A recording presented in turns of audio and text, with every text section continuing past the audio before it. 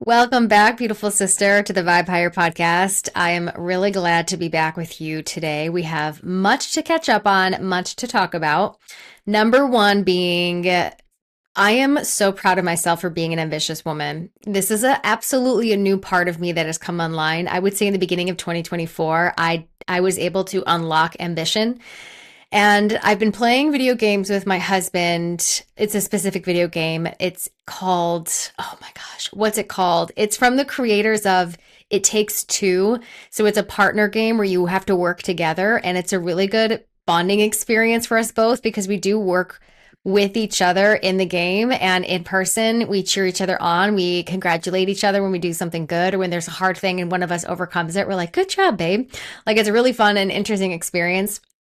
But the video game is helping me put together my framework for life right now in a way that I've understood for a while that life kind of feels like a magical video game and different qualities of the self, like even thinking about feeling states. So feeling confident or being able to express yourself or speaking authentically are all parts of you that you can unlock like a treasure hunt, or if you like find the gem or the jewel, or if you get to the end of the level, you unlock something, you achieve something, you gain something. So there's a lot I want to talk to you about in the ways in which I am starting to understand life and myself. And I first want to acknowledge that it was super ambitious of me to want to do 5 podcasts a week, to do a podcast every single weekday at 5 a.m. And I'm really excited that I did that because I created so many podcast episodes because of that. And a big inspiration for that is Candace Owens, because she was putting out a podcast every single evening on the weekdays, usually Monday through Thursday, but it changed. It varied a little bit. And I looked forward to it every single day. It was like the thing that I got to get excited about. Like dinner time was coming. I was going to cook dinner. I was going to watch Candace catch up on what she was doing. And I was just so inspired by her bravery and courage and intellect and presence, and it inspired me, and I wanted to do something similar to that. And I'm glad that I did because it taught me a lot. And I'm in a position now where it is absolutely too big of a goal for me to maintain and handle on my own because I do everything in my business on my own. And I have a life going on as well. And it's taking away my capacity to do other things like study and research because there's so much editing and so much that I'm doing with the podcast. So what you can expect with the podcast moving forward is 1 episode a week. And then whenever I can flavor in some other ones, I will. And I'd like to give you a specific date to look forward to, but I think it's wise to start doing it. And then when I have a good understanding of what that day looks like, I can then confidently say, this is what you can expect. And ultimately, it's good to put yourself in the arena of your life and figure out what works and what doesn't by trial and error. You really don't know what's going to work and what doesn't until you try. Same thing with my clients. I've had several clients that I've put on new routines in the morning or in the evening. That's not quite what they want to do, but once they start doing it, because it's different than what they're doing, which the things they're doing are giving them the results they're looking for. When they start doing things a little bit different, the way that I ask them to, and they start to see the effects of that, they feel the effects of that, things change in a positive direction, it is then that they start to get excited about that. So change is good, trial and error is good, and sometimes what we need is not what we know or what we think we want, which is why trying new things is important. And when you try something and you can figure out if it works or not, that's when you have progressed in your life. Because then you have a different path to walk forward on. If something worked, you get to run with that. And if something didn't work, you're at a new fork in the road and you get to decide which direction do I want to take now, knowing that what I just experienced wasn't quite what I was looking for, or wasn't it. Or maybe it brought me to the next step where I have new thought processes about what I could do differently that I wouldn't have had if I didn't take this step forward. So is failure ever really a failing? Is it ever actually bad? Because I would say failure provides you a lot of information that you wouldn't have if you weren't in that position of failing. So let's catch up, dear sister. Let's breathe. And then I want to give you a few announcements. And then we're talking all things opening the heart and what my understanding of that has been from personal experience. So we are going to breathe into our bellies. You're going to breathe in through your nose, and we're going to fill up our bellies, our sides of the waist, our low back, our middle belly, sides of waist, middle back, upper chest, shoulders, ribs, back, upper back. We're going to try to fill the whole torso, up. Okay. Take a deep breath in, just normal breath. Big exhale out your mouth. Breathe in through your nose, fill up your belly, low waist, low back. And then exhale out the nose. Breathing in to low belly, low back, middle belly, middle back. And exhaling. Breathe in, low belly, low back, middle belly, middle back, up into the chest and upper back. And exhale. Nice work. What did you learn there? Most of the times when I have my clients, especially in the beginning of our time working together, take them through a slower than that practice and exercise of breathing into the different areas of the body. There is almost no connection or space or ability to send the breath somewhere specific. It's usually up in the chest that the breath goes to because the low belly, the lower abdomen area is so taken up by suppressed energy and emotions, the invisible material, the debris of the invisible, that there's no space. So once they start clearing things out and start building a stronger mind-body connection, that's when they can start to control their breath and send it to different areas in the body. And it's a beautiful skill to have. So no shame, no judgment with whatever you just experienced. It's simply observing, using that data to inform you on where you're at, and then starting to practice, because the only way you're going to get better at anything you don't know how to do is practice. So thank you for breathing with me. Number one, it is December 2nd, which means we are on day 3 in my devotion challenge. And I've got 3 beautiful women in the group with me. We are working with the plant medicine ceremonial cacao. This is a heart-opening plant medicine. I am being reminded from sitting in ceremony what it feels like to slow down and intentionally connect with myself. I used to pull tarot cards, oracle cards. I used to sit and journal, and I used to create art. I used to spend a lot of quality time with myself, connecting with spirit in a way that made sense for me through cacao as a catalyst. And it's been a really long time since I've really sat and spent that kind of time with myself, because whenever I do sit with myself, I tend to start creating ideas for work and content and things to talk about and design because it's exciting, but that's work. It's still work. So spending time just connecting with my heart and me, I absolutely do it, but not in the same way I used to when I worked with cacao. So we are on day 3. It is really fun and really exciting. And I had my ceremony already this morning. I sat with the medicine. My mantra for this week that I'm repeating, because we are also working with the subconscious mind in devotion. Devotion meaning giving a significant importance upon something. And that devotion is to ourselves and to our heart and to deepening a connection with us. So as I sat in prayer and in devotion today, we are also working on feeding our subconscious mind a mantra to start to feed our mind a new truth. I remember years and years and years ago, this is probably 7, 8, 9 years ago, my husband telling me, you need to have a no nonsense policy with your mindset. And I heard him. I could hear what he was saying, but I could not actually, through experience, understand what he meant because I didn't have the level of awareness upon my mind that I do now.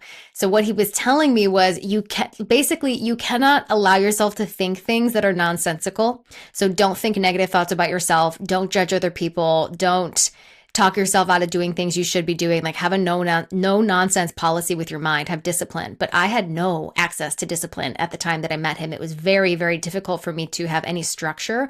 I felt like I was scrambled eggs, a scrambled art piece. I was in puzzle pieces that were all put together the wrong way. Like everything inside of me was contorted, crossed, backwards, tangled, twisted up from my unresolved trauma, my suppressed emotions, and my expression having no true way out, just being trapped inside. So fast forward many, many, many, many years later of healing, of embodiment, of integration, I'm at a place where I really understand what he meant. No nonsense. You have to feed your subconscious mind the right way of thinking, and you need to stop your mind from saying things and repeating things that are not the right way of thinking. And it's difficult because when your mind is repeating things to you that are negative and harsh and rude and cruel and demeaning and belittling and frustrating and sassy and humiliating, if you have if it's a belief, like you actually put truth to it, you believe it's true, it's going to be very hard for you to talk yourself out of that and just deny it and reject it because you've been thinking it for so long. And like anything we do here on this podcast is build awareness, because you can't change anything you're not aware of. You have to become aware of what's going on in your mind. So when you're in, let's say, meditation, if you are not meditating, I suggest meditating. And I would say use meditation as a practice to start to observe your mind when there's nothing else happening. Actively sit down, get comfortable, have no distractions around you. Sometimes I'll play soft meditation style music or nature music, and I'll just breathe. I'll just focus on my breath. And then I will start focusing on thoughts. It's inevitable. I will start listening to and looking at thoughts in my mind. Now, the practice is not to never have any thoughts. The practice is to recognize when you're listening to the thought. Instead of being lost in it and being attached to it, recognize when you are the one listening to the thought. Because when you can start to recognize, oh, I'm listening to a thought again, and you can bring your awareness back to your breath, you start to detach from your attachment to your thoughts. You are not your thinking mind, but until you separate yourself from the thinking mind, you will be entangled with it. And that is a chaotic place to be. So if your mind is chaotic and all over the place, and you are not aware that you are not your thoughts, you just think things and you think you are what you think, then you need to sit down and breathe and practice being able to recognize when you're lost thinking. And then pull your awareness back to your breath. And then you're going to notice 5-10 minutes in, you're thinking things again. You're listening to thoughts again, but be the one that says, oh, I'm listening to a thought again. I'm going to come back to my breath, and then breathe. You want to create more separation between the thoughts. So there's a little bit more space of peace between the thoughts. And with practice, and that's what you need to do with practice, you'll get to the point where the space between the thoughts grow longer and wider and bigger. So there's more silence, there's more peace, there's more calm, because there's a separation between the mind being super, super active. Do that. Do that. Do that. So we were having a good time in ceremony, and it's winter out, and it's actually beautiful and snowy out right now. And I'm going to challenge myself to go to a river and bring my cacao and give prayer to the earth and to this season that I used to judge and hate, and just be so in honor and grateful for being alive and being myself, because I have traveled a very long journey of not liking myself at all, wishing I could be anybody but myself, thinking there was definitely something wrong with me, and that I wanted out. I wanted to escape. I didn't want to be myself. And when I started to heal from my trauma, which again, it took me until 30 years old to realize that I even had trauma, because I had suppressed it so deeply within me. When I started to heal from my trauma, that scrambled egg feeling, that feeling like I was twisted up in all kinds of knots, the puzzle pieces were not put together. I was at war with myself. There was just all this clanky, clunky, awkward, weird, clashing energy inside of me. The feeling of harmony and wholeness and peace that exists inside of me now is incredible. It is incredible. I don't want to be anybody else but myself. I love myself. I like myself a lot. I love my creativity. I love my mindset. I love how I care for myself. I love the things I'm interested in. I actually do have unique gifts special to me. Everyone does, but I didn't think I had any of them. I wanted to be all these other women I thought were successful and had these gifts that I didn't have, because I had no access to me. So it's important for us to connect with ourselves and to bridge a connection to ourselves if there are some separation things going on inside of the self. So devotion is my opportunity, and that's why I created it for these other women to join, to come sit, but in sisterhood. We're all doing it together. We're sending each other our ceremonial pics, our cacao pics, and I'm definitely leading us forward as I share what journaling prompts I'm doing on the day today, what I'm meditating on, what the theme is, what the mantras are, what we're working on, what to do in ceremony. It's a beautiful, beautiful process. So I'm honored to have 3 women to guide for the next 4 weeks. We did just close doors for that because we are now on day 3. But I do want to say I foresee this coming again, because I think it's a beautiful time when it's the winter and it's cool out to be in more of an introspective and what's the word I'm thinking of? Introspective and reflective. I guess it might just be introspective, but I don't think there's any better time in the year than, at least where I live, when it's cold and it's winter, there's snow out, than to sit with a hot cacao drink and go inside and connect. So I do want to do this again in February. So if you didn't join this round and you're interested in it, you might want to get a 4-pack elemental blend of ceremonial cacao because we will be doing it again soon. I do want to say, however, that I am hosting a challenge within my Seedlings membership, which is my personal development membership for women who want to build a healthy lifestyle after trauma. We talk all kinds of amazing things. We've done workshops on how do you feed your subconscious mind the right information, how to change your behaviors. We are talking soon about healing the father wound or the masculine wound. We will be talking about healing the feminine wound or the mother wound, because these different wounds that exist within us until healed and metabolized really cause chaos in our lives. And the not enough wound, if you have that like I do, it creates so much havoc in life.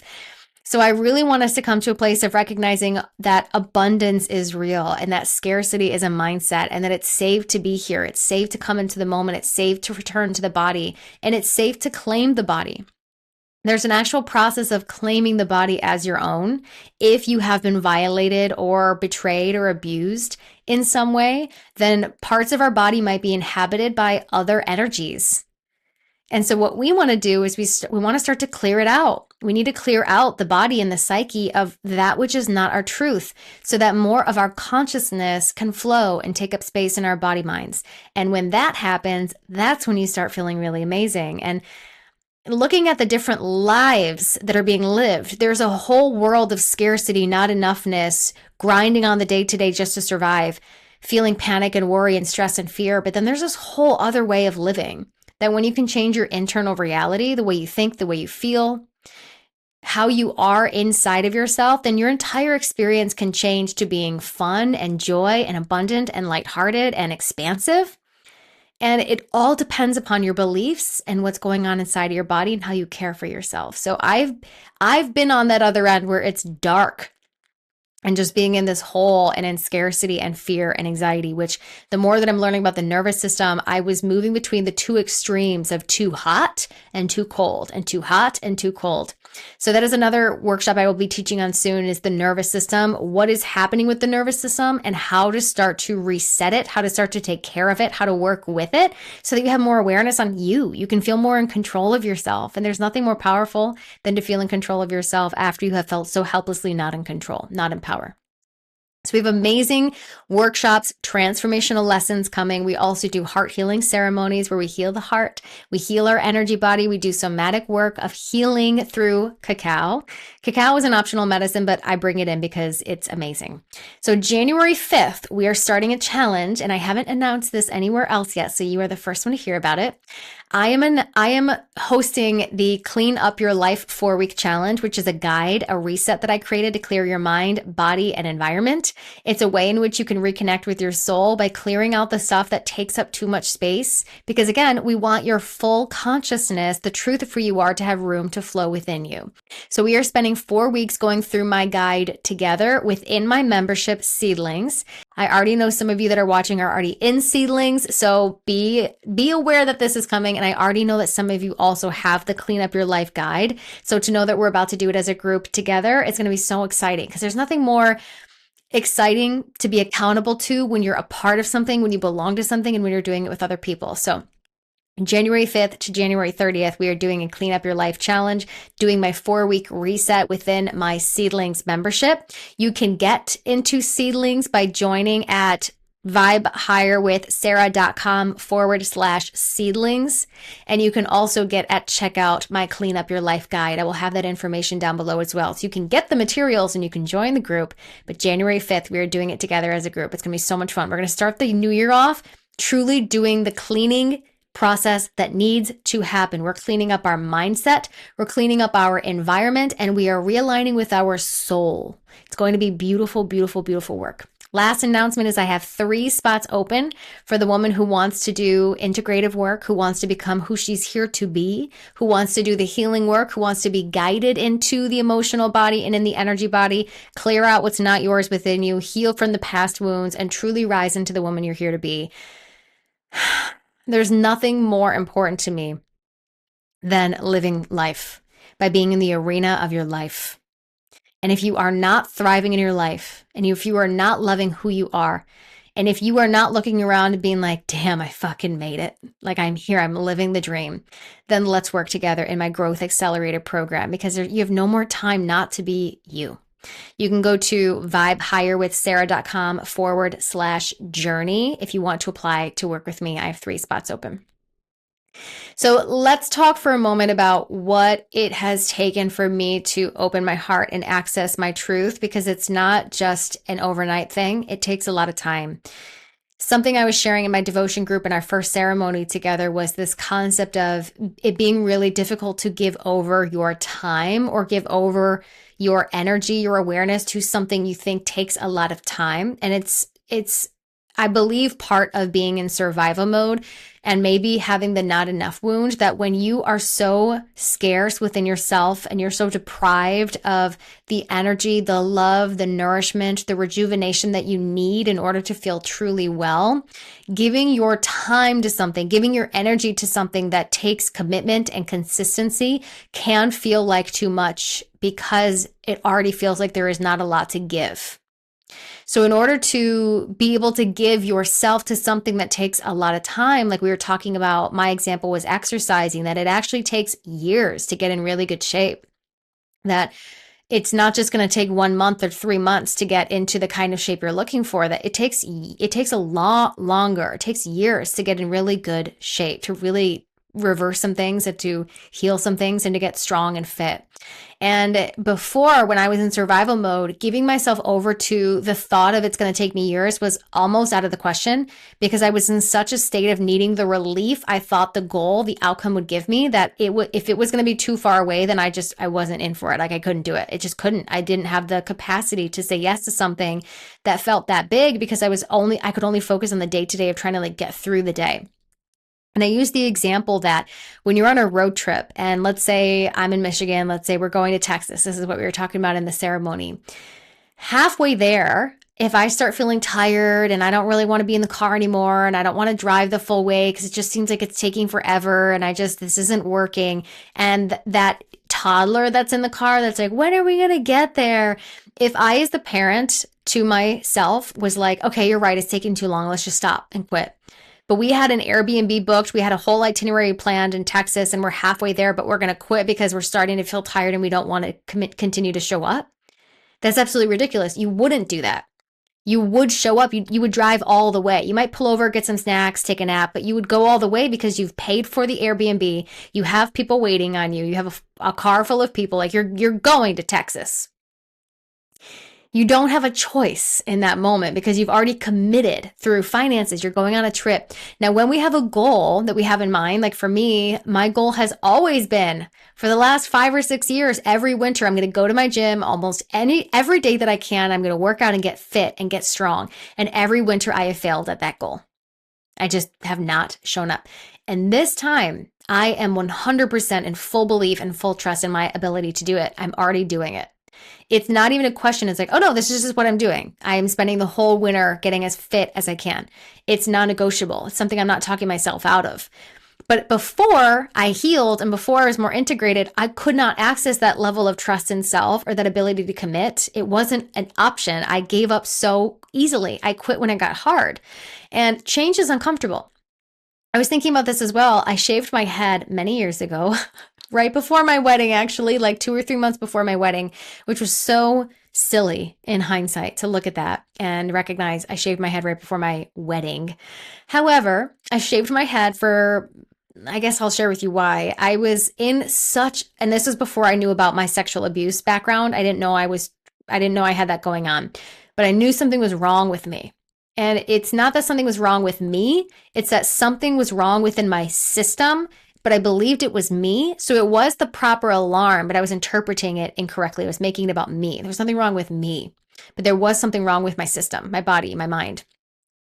And I had so much self-judgment and self-consciousness and self-criticism that I just could not get over my looks and how I looked and how I was being perceived. And I think that it might also come from the rigid pattern of the 5 personality patterns, which if you do not have my We can call it your Unlock Your Vibrant Energy Guide. It is the 5 survival patterns that are sneaky, invisible patterns withholding your expression. They're holding patterns. They keep your truth back. You've learned how to adopt survival patterns as a child to survive. So this guide tells you what the 5 survival patterns are, and you can start to identify which ones you're stuck in based on the fears you might be in, the thoughts you're thinking, the ways of withholding your expression, or what you do when you get stressed. You can start to identify which ones you're in. And when you do that, you then have an option on what's your specific path to healing if you're in this pattern. So if you don't have that guide yet, you can click the link down below to get my Unlock Your Vibrant Energy Guide. That is going to give you, it's free. It's going to give you some insight into what patterns might be blocking you from being who you are, with a gentle nudge in the direction of, if you work on this specific thing, you'll free this pattern.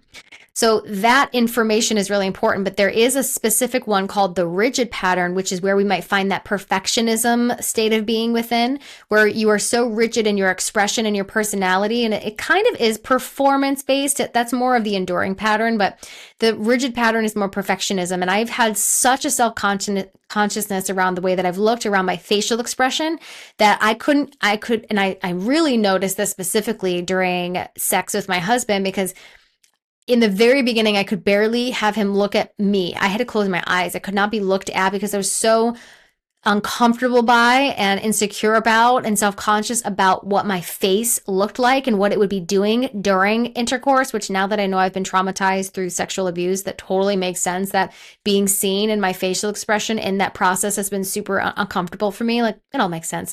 All of your stuff that's going on makes sense. And once you start to realize what's going on, you make sense. But when you don't have the tools, the insight, the information, the awareness, the education on what's happening, like for example, if you don't know about the survival patterns and you're stuck in them, so you're in this weird place of something's happening, but you don't have the resources to know what or how to name it, it's super confusing to be there. But when you start to have the information on how to articulate through vocabulary what is going on, and you can identify the things going on, you make sense. It makes sense. You're not confused anymore. When you start to learn about the survival patterns, when you can start to understand what's going on with your expression, your withholding, you're able to show up as the version of yourself you dream of being, because the invisible things within you, this is also why you need the understanding of what they are, because you can't just show up and start being the version of yourself when there is something invisible stopping you, but you don't know how to name what that is, but you know something's off. You're intelligent and aware enough to know something's off, but you don't know what, and you don't know how to articulate it, so you don't know how to ask for help because you don't even know what's going on. So getting out of confusion and into clarity is so important. It's so important. So I highly recommend you get that guide. It's free. Join the guide. So this whole process of unlocking my heart, becoming my true self, coming out of scarcity, coming into the moment. Oh, this also makes me want to go back to the last podcast that I shared, which was, if this isn't the path for me anymore, I want to accept what it's done for me in preparation for whatever is next. And that podcast, I don't know if you could pick up on it, but the undertones of my last podcast was sadness. I was sad. I thought that something was coming to an end, and I had always dreamed that this was going to be the specific kind of career that I had, and that I was building something that felt like, what was the point if it didn't become what I thought I wanted it to be, or what I thought it needed to be? And then after that podcast, in more reflection, I started to recognize I have become who I am in the process of having my business, because it's been the container for me to see myself showing up online, revealing where I'm at, showing my thoughts, seeing my feelings come out, like seeing me. I was able to look at myself and start to see what was really going on. And over this almost 6 years now, five years now of having ran an entrepreneurial business on my own, I have evolved into my true self. I can be in intimacy and pursue love and receive love. I can feel joy and happiness and confidence on a day-to-day. My face isn't frozen. I can let my expression be my expression. I dance in front of my husband. I sing in front of my husband. I move in front of my husband. I was so paralyzed to move and be seen by my partner before, which again has nothing to do with my partner and everything to do with my relationship with what I made an intimate relationship mean from my past wounding. And I'm just so much more free. I can keep up on chores. I'm making the right decisions. I'm aware of my mind on a regular basis. I'm interjecting positive thoughts. I'm not letting myself not think about the right right thoughts. I am doing my absolute best to show up and be myself. And it's so much easier to show up and give to your life when you have the energy backing you to do it. When you're in survival mode, it is so hard to show up in life. It is so hard. On top of having a dysregulated nervous system, being in a state of freeze mode even, and trying to work on anything in life when you have absolutely zero true energy to give to it is exhausting. And again, the things that tend to stop us from showing up as the version of ourselves we are and desire to be are invisible. It's invisible. Your nervous system is invisible. What's going on within you is invisible. The survival patterns withholding your expression and your voice and your truth are invisible. The emotions you're not feeling, the emotions that are stuck in you are invisible. You can't just show somebody, hey, this is the thing. Hey, this is what's going on. Now, if you have a practitioner that's skilled, they can sense it. They sense the invisible. They can see your body posture, your facial expression, your shoulders, if they are different, if one's lifted and one's not, if your shoulders are rounded forward, if your chin is pulled. Like there's so many different things about the somatic, meaning body, the somatic experience that someone can look at and say, I can see exactly what's going on with you based on your posture. But that's skilled people outside of yourself that can look at the things that you are not aware of about yourself. But you as you, stuck in dysregulation, stuck in anxiety, stuck in fear, stuck in insecurity, stuck in overwhelm, you can't see it. You can't see it. And again, you cannot change what you cannot see. So you must build self-awareness. And this is why I am obsessed with living a holistic, healthy lifestyle. The lifestyle of living holistically is so healing and so fun and so important. And my business has been this container for me to go within and let myself see all of my messiness and then to reorganize it, optimize it, and get myself feeling like myself again. Now, every time that I work with a client, it's the same thing. We then create a container. We are in a relationship container. And that's when I start to see, with us being in an intimate relationship, the truth of who you are, where you're really at, and what's going on in your experience, because we are in a relationship together. And anytime you're in a relationship with anybody, that is a very good place for you to start to understand who you are. And here's something we need to talk about. When you are in a relationship with anyone and anything, it's always revealing to you who you are being. It is always revealing to you more about yourself. So when you're in a relationship and you're blaming somebody else for anything, you're blaming them for where you're at, you're blaming them for where you aren't at, you're blaming them for your unhappiness, you're blaming them for you not being able to be yourself. It's actually no one else's fault, no responsibility for you not being who you want to be. That person that you're blaming for you not feeling happy, it has nothing to do with it. It's you are not happy. And when you're putting the power on somebody else and saying, I'm going to let you have power over me and based on how, and dictate how I feel, that is when you are in victim mindset. And many people stay in victim mindset because they gain attention from that. They gain the ability to be a victim and they don't have to take responsibility. But what you are doing here is you're learning how to be the inner leader and inner authority figure for yourself and taking responsibility for anytime you're pointing that finger outside of you, you want to turn it around, point it at yourself and ask yourself, what is this teaching me about myself? What is this teaching me about myself? So we're pointing the finger at our boss and we're saying, because of you, I feel stifled. Because of you, I feel like I can't speak up or say my truth. And because of you, I'm unhappy. Because of you, I'm stressed. And to a degree, there's nuance here always. There's going to be some truth to specific things. Like, yes, they do have power over you. They are your boss. So there's nuance here. But generally speaking, no, they don't have power over your mood and your perspective. When you give that power away to somebody else, you've lost yourself. You've lost yourself. It's always about regaining control of self, staying in your power, staying in your body, and up-leveling out of your current reality. Remember the video game we started to talk about? Now we're coming for a full circle. I'm starting to look at life like a video game. And in every chapter or in every lesson or in every era of our lives, there are different lessons to learn, assignments to master, things to discuss, communication to have, things to learn. And then there is a big, when we're going through the transformation of this current chapter to the next, it's like we're fighting a boss. And in the specific game I'm playing, it's two girls who are they're both writers. One's a sci-fi writer, science fiction writer. One's a fantasy writer. And they both go to this place where they get to wear the specific suit that lets them go into this kind of like AI generated real scenario where they get to live out and play their game, but in real time, right, by being in this setup machine. But something happens and they end up both going into their stories together. And it's about them not liking each other in the beginning and frustration and fighting and conflict and then resolution, coming together, working as a team and becoming sisters, becoming friends. So it's such a fun, good game to play because there's so much emotional connecting. There's bonding. And again, you're working with the person in real time to play the game with. And there's a specific thing happens where when you die in the game, you have to click a specific button, the triangle button, super, super fast until you come back to life. And if you don't hit it fast, you'll eventually come back to the game, but not as fast as if you were to actually participate with hitting that triangle button to come back into the game and start playing again.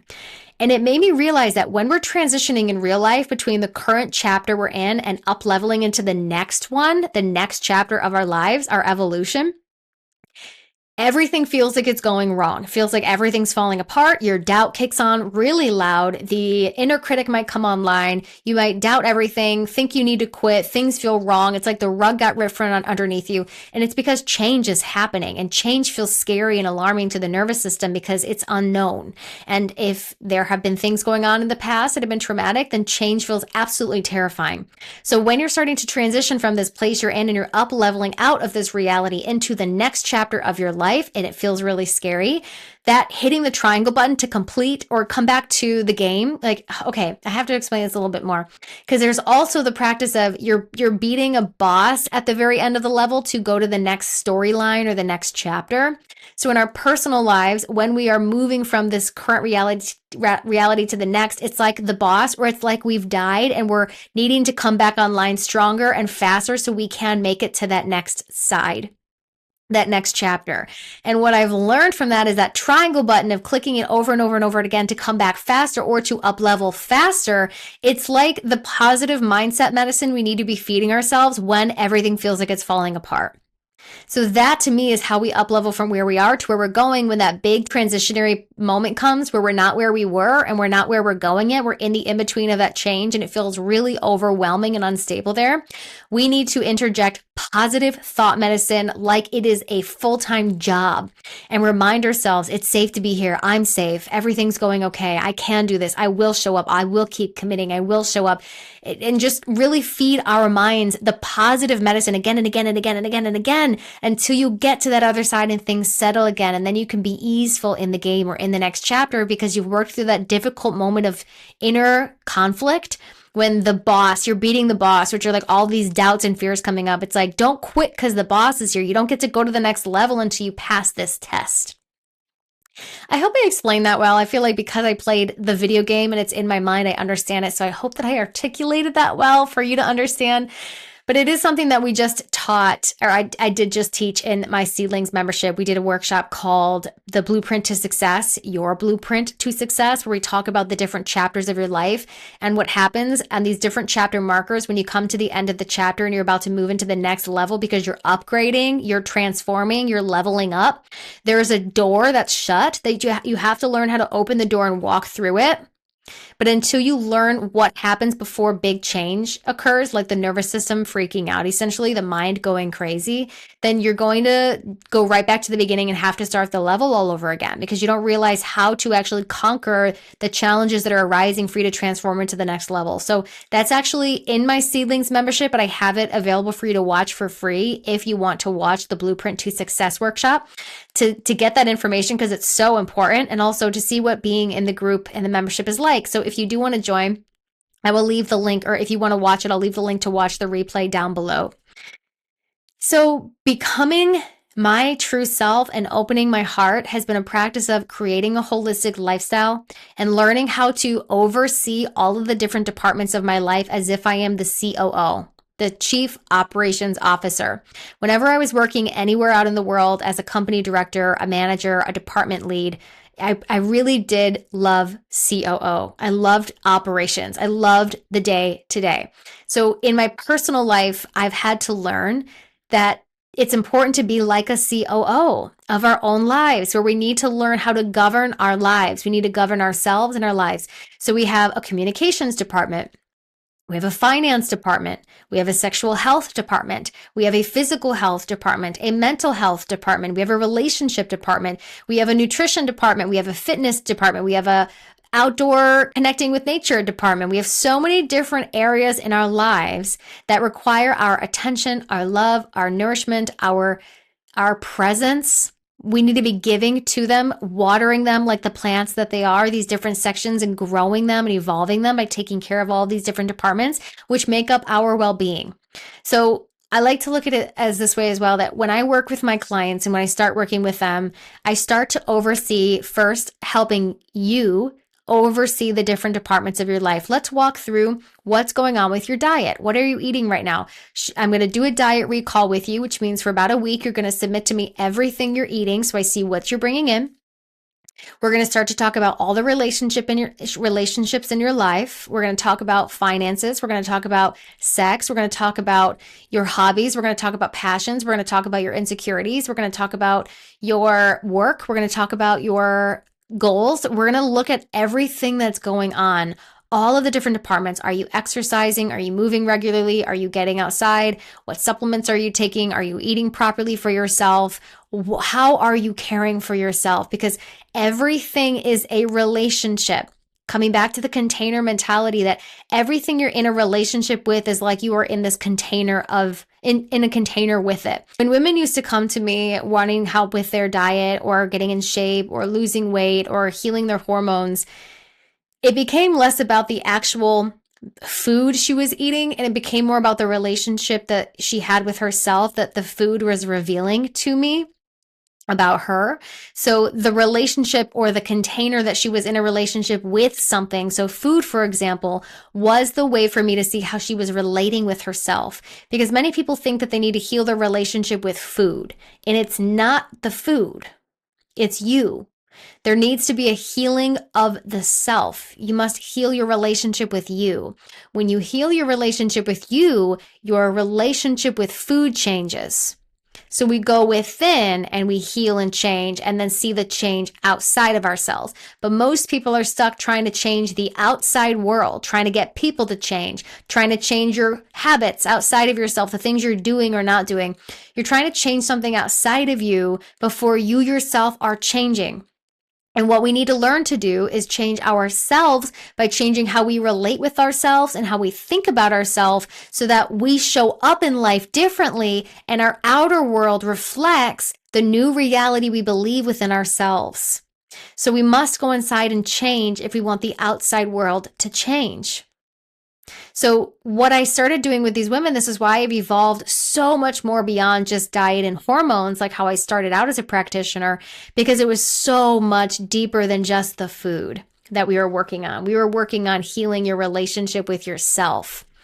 And when we start to heal the relationship with the self, it's easier to eat differently. It's easier to make different choices, especially when you're out of survival mode and you're able to access more of your appetite, and you're not in stress, and you're able to actually digest your food well and digest your nutrients well and actually take in the proper nourishment. Everything is so much better when you are you, when you don't have all these weird invisible things stopping you from being yourself. And if you're in a place where you do feel like there's a lot going on that's difficult to understand, you feel confused, you're not able to really be the version of yourself you want to be, and you're looking around your life and you're not absolutely in awe of it, I just want to take a moment to honor you, because I really understand what that feels like. And I know how scary, isolating, and lonely that place can be. That is why I created Seedlings, because we come together, we come together and we work on this together. And there are so many other women joining the group that are in a similar place of just struggling and desperately, deeply wanting change. And we're actually doing the work that sticks, the changes that stick. So come join the school, come join the membership. Or if you want private one-on-one help, you can work with me directly.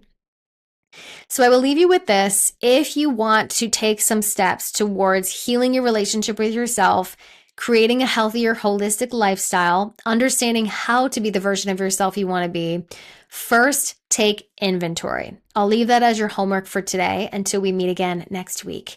Take inventory of your life. And what I mean by that is look around and start to ask yourself, what do you like and what do you not like? Make a list of everything you like about your life and everything you don't like about your life. Do the same thing about yourself. Give your mind the microphone. What do you really think about yourself? What's everything you like about yourself? And what's everything you don't like about yourself? And just free write. Now, all this is doing is bringing awareness, because when you can start to identify what you don't like and you can start to think about what you do like or what you would prefer, then you can start to actually create change, because you see what you'd like to be different and you see where you want to go, and then you have a direction to move. So just start building awareness. What's working and what's not? What's working and what's not. And if you want more support, come join Seedlings. And if you want me to help you completely master your life and yourself, you know where to find me, vibehigherwithsarah.com/journey. And I must be getting hungry or something, because my brain is not fueling up or firing anymore. So I'm going to take this as a really good sign that we have come to a completion today.